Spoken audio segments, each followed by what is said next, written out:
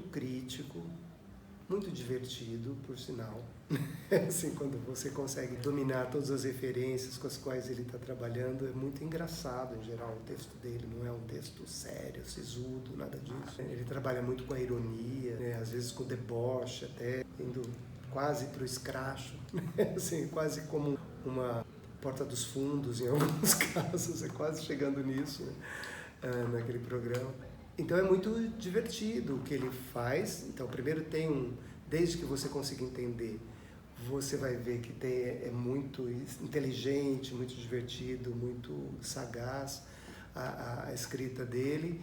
Agora, ele foi um intelectual muito importante para o século XIX em Portugal, por exemplo, né? Porque é aí que entra os conhecimentos de história, aí que entram os conhecimentos contextuais.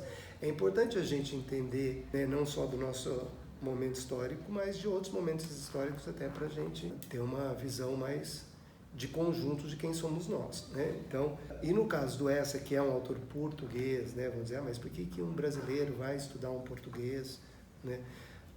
Assim como a gente estuda Shakespeare, assim como a gente estuda, né, Dante, porque são autores importantes no mundo todo, né, que fizeram coisas importantes e que tem uma obra e que ainda nos diz muita coisa, né?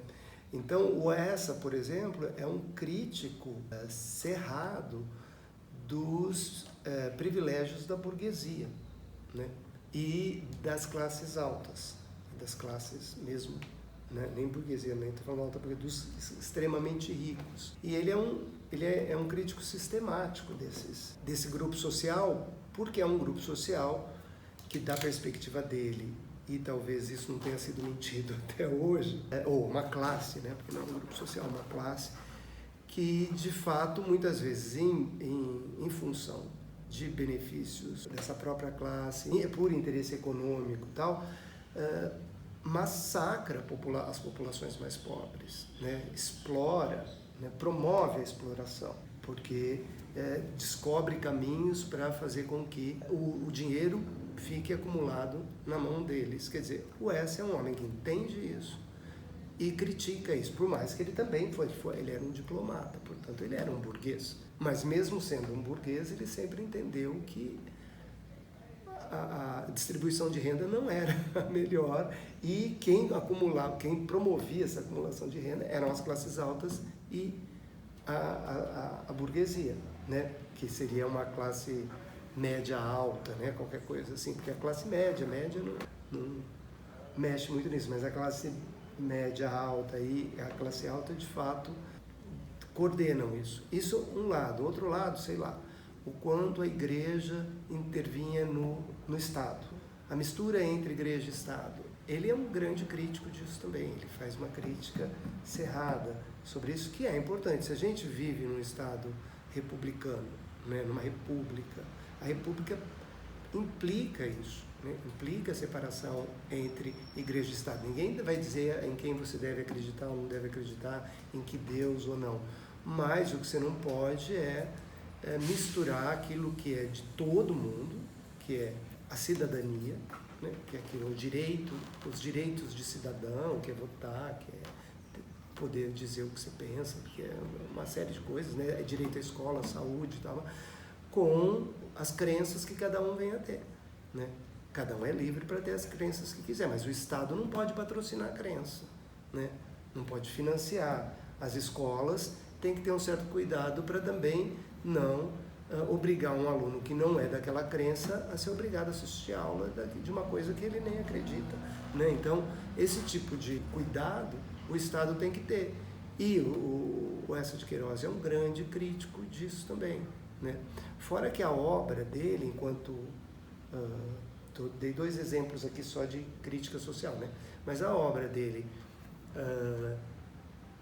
literariamente, no sentido linguístico, como ele trabalha com a palavra, com o português, foi uma renovação no século XIX, né? Foi uma renovação da linguagem no século XIX, porque ele consegue fazer adjetivações muito interessantes, né? Tem um clássico, uma referência clássica dele, quando a personagem diz que ele fumou um pensativo, quer dizer, o narrador diz, né, que a personagem fumou um pensativo cigarro, né? É claro que o cigarro não é pensativo, né? Quem pensa é a personagem.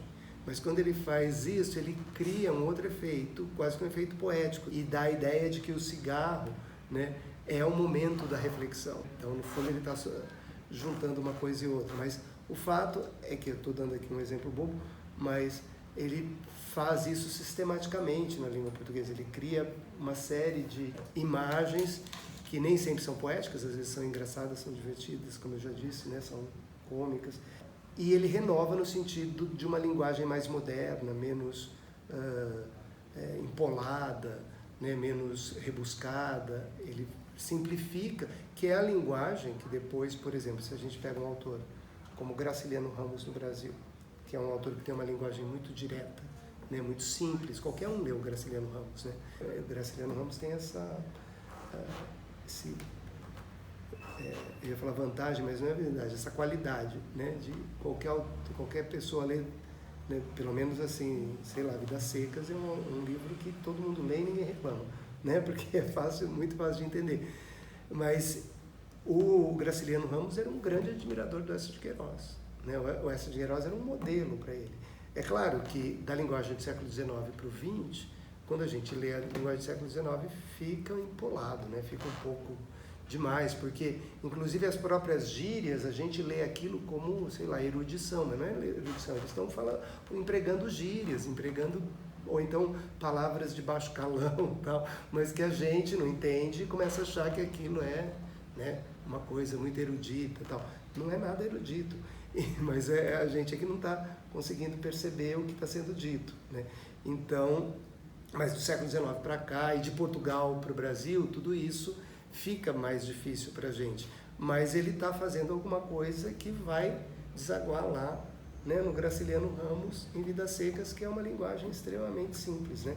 Então, o Essa simplificou o português, deu mais vitalidade ao português do século XIX e tal. E fora, assim, né, se a gente for pensar em termos de enredo, de construção, de romance, o quanto ele experimentou e inovou no gênero romance, né, em outros gêneros também. Ele tem uma importância monstruosa, e na crítica que ele faz a Portugal, a crítica que ele faz à nação, o quanto toda a geração dele foi importantíssima para Portugal se repensar, né, para a elite portuguesa se repensar. Então, é isso que faz um autor importante.